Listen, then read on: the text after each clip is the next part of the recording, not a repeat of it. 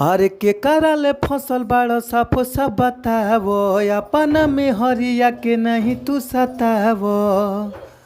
अरे के करले फसल बाड़ साफो सब बतावो अपन में हरिया के तनी न सतावो।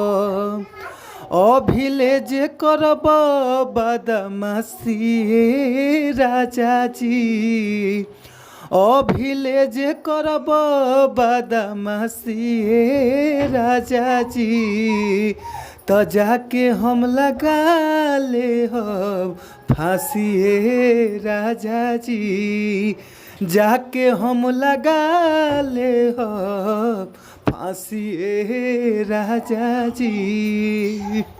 तो जी हाँ ये भैया, आप सब कैसन बनी जा और आशा न बल्कि विश्वास बा और पूरा हमर अंदर हुलास रहेला, पूरा खुशी रहेला ये भैया कि आप लोग बहुत ही मस्त हो खबजा, खुश हो खबजा, स्वस्थ हो खबजा, तंदुरुस्त हो खबजा।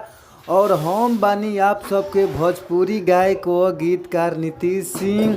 और जे भी हमारी यूट्यूब चैनल के माध्यम से बड़ बुजुर्ग हमारा से जुड़ल बाटे भैया, सबके हम एजे से प्रणाम करतानी। आपन आशीर्वाद हमारा ऊपर बनौले रही जाए भैया। और रउआ सबके बीच में बहुत ही ज़बरदस्त, बहुत ही लाजवाब, बहुत ही सुंदर हम ऑर्केस्ट्रा सॉन्ग लेके आ गइल बानी। और सॉन्ग पति पत्नी के ऊपर सॉन्ग बाटे भैया। और ई आज के माहौल में जवन चलता है भैया, वही अनुसार हम ई सॉन्ग लिखले बानी। तो ए भैया, अगर रउआ सब इस सॉन्ग के अच्छा से म्यूजिक बनवा के अच्छा से स्टूडियो में गायकी कर देतानी है भैया, तो हमारा आशा ना पूरा विश्वास बा, पूरा हुलास बा कि इस सॉन्ग आप लोग के बीच में ज़रूर बाजी है भैया।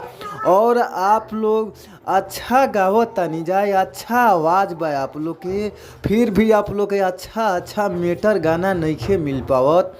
तो रउआ सबके घबराए के ज़रूरत नइखे है भैया। अच्छा मेटर पावे खातिर हमारी यूट्यूब चैनल के सब्सक्राइब कर लीजा, जौना यूट्यूब चैनल के नाम बाटे भोजपुरी संगीत लिरिक्स।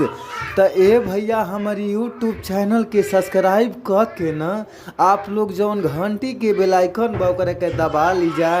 काहे से कि यूट्यूब चैनल के माध्यम से रउआ सबके बीच में बहुत ही बढ़िया सॉन्ग हम लेके आवत रहिला ये भैया। तो आप लोग ज़रूर ये चैनल के सब्सक्राइब कर ली और घंटी के बेल आइकन दबा लिए भैया। तो आई जा हमनी के चलल जाओ अपन मुखड़ा के ओर। मुखड़ा के भाव का बाटे और मुखड़ा के गावे के कैसे बाटे है भैया।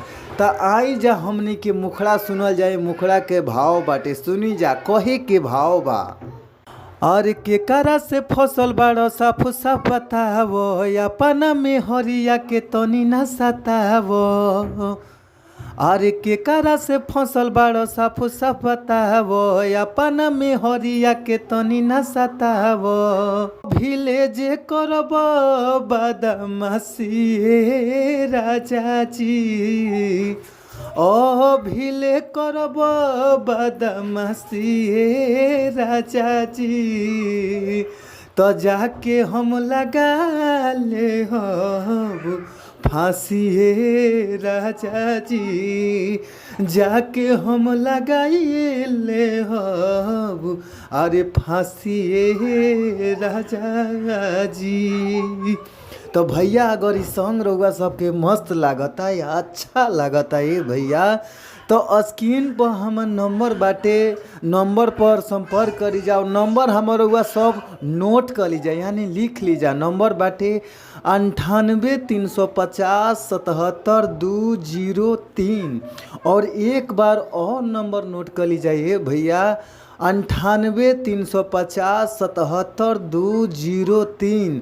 तो आप लोग ज़रूर कॉल करी और स्टेज प्रोग्राम भी करावे को हुई तो हमारा से संपर्क करब जा। हम भी गाइला थोड़ा बहुत गाना रउआ सबके आशीर्वाद से।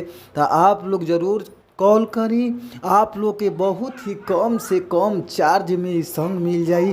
तो आप लोग ज़रूर कॉल करी। फिर मिलल जी अगला वीडियो में। Thank you, by so much, धन्यवाद।